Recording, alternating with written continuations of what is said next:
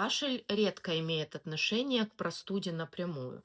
Чаще он начинается через день-два после того, как отпустило какое-то напряжение.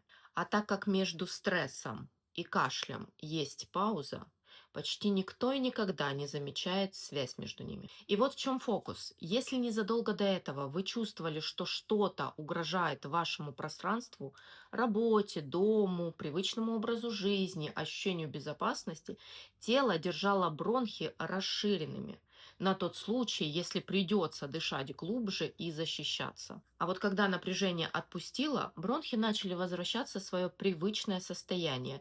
Это и есть кашель, но он не от простуды, а от того, что угроза наконец-то миновала.